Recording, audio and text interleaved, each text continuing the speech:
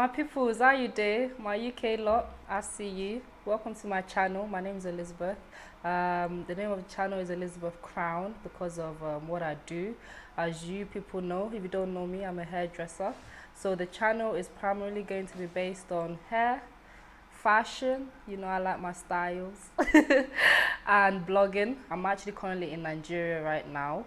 I came to Nigeria about 2 weeks ago, and I'm going to let you guys know what you need to do whilst traveling during COVID. I mean, it wasn't easy, but as long as you've got everything you need, it should be possible. Obviously, every day there's new rules, there's new laws, so you just have to make sure you're looking at the government guideline as well as where you are traveling to as well. So there's three main points that I need to make today, and you guys need to know about. The first one is the proof of travel. Now, I think it was since the 8th of March, the government has said if you're going anywhere, we need to know the reasons why. I don't think they're really, going to look in and going in depth. So as long as you can show them a proof of travel, I think the options are you're traveling for, volunteering work, funeral, weddings. So there's different options on there. You just have to have a look at it on govuk.com. Print out the form and fill it out. You can obviously fill it out online and then print it out. That's also what I did. But yeah, that's the first thing I'm gonna say. You also need another proof of travel. When I was coming to Nigeria, I was actually this close to not getting on the flight. Honestly, I thank God. It was like my head was fighting for me. My mother was praying for me. My father was praying for me. It was actually very, very emotional, but I made it. The manager, thank God for her. I prayed for her. Honestly, I prayed for our whole family. So they will never see trouble. Because without her, I would have lost everything. I would have had to go back home to Nottingham. Yep.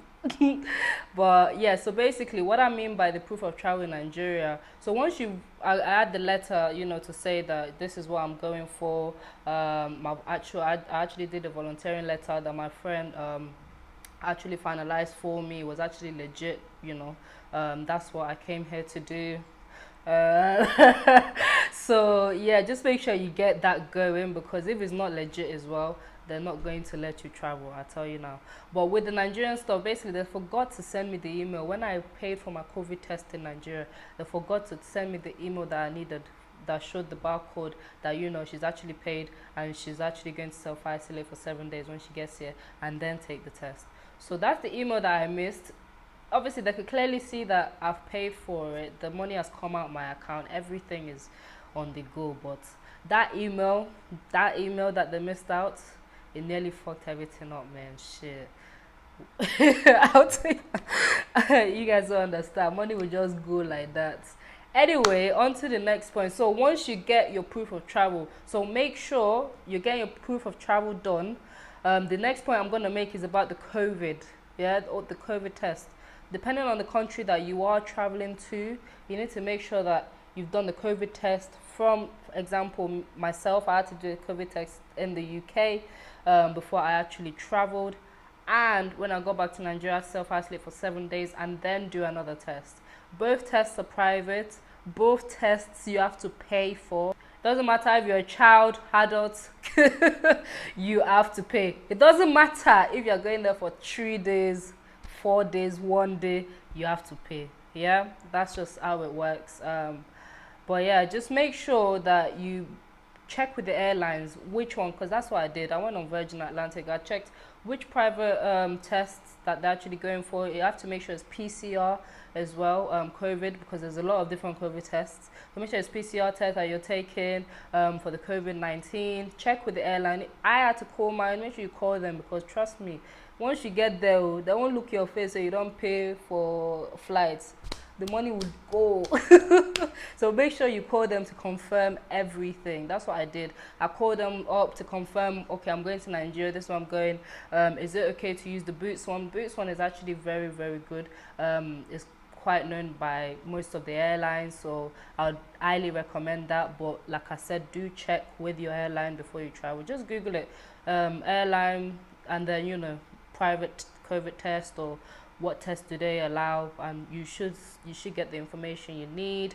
But yeah, like in terms of the test, I literally, I called them up. In Nigeria is 96 hours, so from the time that I took the test in the UK, from the time that I arrived in Nigeria, the test has to be like, so from the time, it was so confusing, let me not lie. I was trying to break it down to you because nobody was sure. I called Boots, I called the airline, they wasn't sure. But most countries is 72 hours, so that means 3 days, that's all you have. You have to do the test 3 days before you travel, so you can get the results within 24 to 48 hours. So that's what I mean. With Nigeria, it was 96 hours, so I actually had a lot more time than, you know, if I was going to another country. So that was great. I did my test Boots. I traveled on, I did my test on Saturday. It came back on Sunday. I traveled on Tuesday night. So it's very possible, if it wasn't 96 hours, they wouldn't have let me travel, because that's, you know, 42, like, it's just, the zone is, yeah. So you have to make sure that the private test you're going for, you have to know when they'll actually send you the test result as well. But it's actually very, you know, with Boots, they're very, very quick. So it's always better maybe to go 2 days before or 3 days before, rather than what I did, which was, because I did mine because it was weekend, so I didn't think Sunday, but they're actually working Sunday too. So yeah, keep that in mind. So obviously the coronavirus has to be negative. You can't go anywhere if it's not negative. If it comes back unconclusive, you can't travel too, sorry. If it comes back unconclusive, that means you have to take the test again.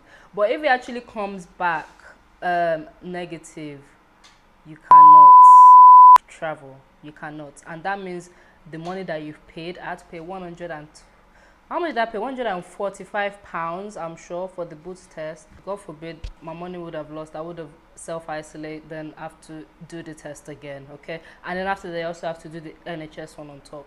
That's what the guy told me in Boots. Yep, the pharmacist. So you have to make sure you get all that on lock, okay?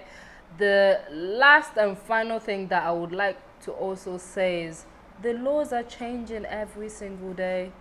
Like, you know, like traveling, I didn't know that I would need proof of travel. I had to sort that out within a week, like literally. So you have to be on job, you have to check every single time, like, you know, if it's coming up to a week before you travel, 7 days, 6 days.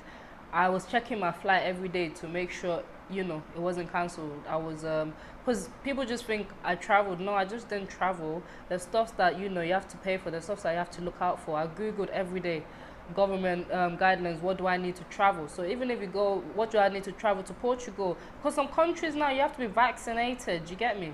I ain't getting vaccinated. So obviously everyone to their own, you know, opinion on that. But yeah, that's just me. Like, so like literally it really just depends. Some countries you're not allowed in unless you are vaccinated, some you are, some you need this and that and that and this. New laws every day because of all this COVID stuff. But if you really want to travel, and I think now they're actually fining people £5,000, but trust me, just make sure everything is legit, your proof of travel is legit, what you're going there for is actually what you're going there for, and literally, like, you should be good to go. I'm going to get into the video, show you guys my traveling from the UK to Nigeria. I hope you guys enjoy it, and I hope you guys have learned 1 or 2 things from this video. Obviously this is my first video, so like, share, subscribe, all of that, you get me. I'm gonna be doing more juicy stuff, don't worry. Now, right now I'm just sitting down, but soon as I'll be doing more. But yeah, thank you so much guys, love. Let's jump into it.